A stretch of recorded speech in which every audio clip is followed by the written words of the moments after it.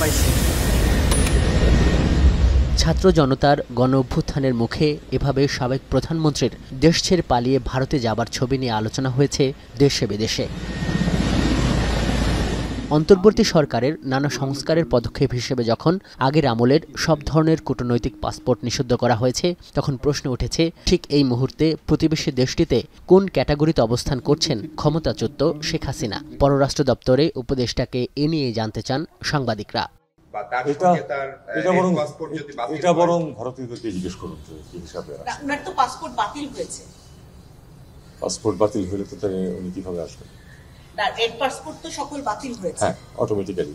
তাহলে ওনার এটা আপনারা ভারতীয়দেরকে জিজ্ঞেস করেন যে কি স্ট্যাটাস তাদের, কিভাবে রেখেছে।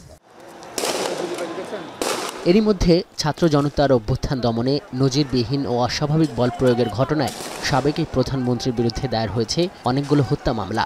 এমন পরিস্থিতিতে সাংবাদিকরা জানতে চান তাকে কি আর ফিরিয়ে আনা সম্ভব? জবাবে পররাষ্ট্র উপদেষ্টা জানান, ভারতের সঙ্গে বিদ্যমান চুক্তি অনুসারে তাকে ফিরিয়ে আনা অসম্ভব নয়।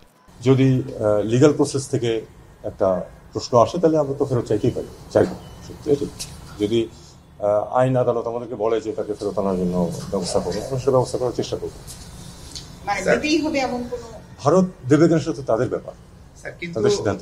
চাইলে দিতে পারার কথা, কিন্তু সেটা কিন্তু লিগ্যাল প্রসেস থাকে। তো আমি জানি না সেটা কিভাবে হবে, স্পেকুলেট না করাই ভালো। তবে যদি আমাদের লিগ্যাল সিস্টেম চায় যে তাকে ফেরত আনা হোক, আমরা অবশ্যই চেষ্টা করবো ফেরত আনতে।